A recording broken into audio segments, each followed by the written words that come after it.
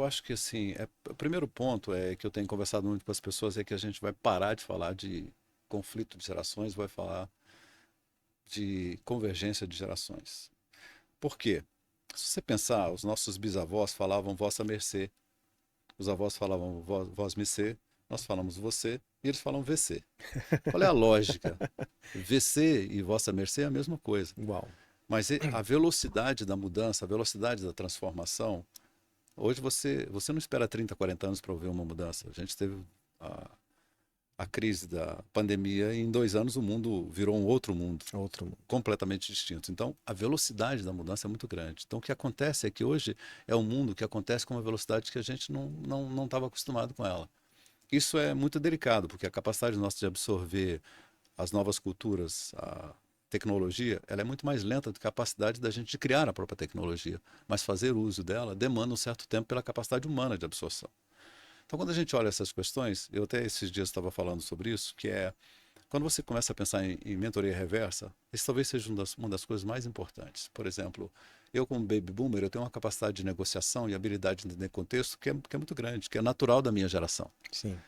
Mas um geração Z tem uma habilidade de transformar a ideia num contexto de tecnologia com uma velocidade que eu nunca vou ser capaz. Mas talvez se eu me juntar com ele e falar com ele sobre negócios e contexto e ele me ensinar mais tecnologia, nós podemos encontrar um ponto que vai ser alguma coisa muito maior do que eu simplesmente pensar, essa geração nova não querem trabalhar, eles querem virar presidentes amanhã, são as críticas que a gente ouve das gerações. São. Mas, na verdade, o que há é que a minha geração ouviu a mesma coisa que provavelmente a sua geração ouviu, que você vai falar das gerações dos seus filhos. Sim.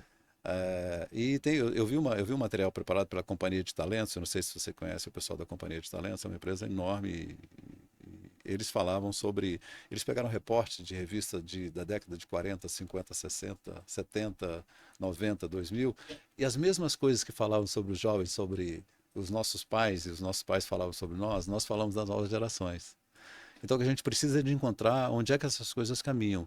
Porque, na verdade, você ter 3 ou 4 gerações numa organização é um poder competitivo descomunal. O que cabe a gente é encontrar ferramentas para usar esse poder e Você não, acha que e não falta um centrar pouco de muito. humildade, Washington? O que você acha que de verdade falta? Porque eu acho que é um privilégio, 4 gerações dentro de um núcleo só, né? E eu acho que você falou muito bem. Se todo mundo pegasse a maior skill, seria uma potência ilimitada. Mas se a gente fosse colocar, talvez numa palavra só, ou numa frase só, o que você acha que falta? Qual que é o ingrediente? Porque quando a gente vai para o lado com mais experiência, ele tem muito a nos ensinar, mas tem pouca tração tecnológica, que foi um pouco que você falou. Uhum. Ele também é resistente a isso, e a Sim. outra ponta, tá? O que falta? Esse é um ponto muito importante. Eu acho que você está direto no ponto que é o ponto que eu acho que é o mais crítico.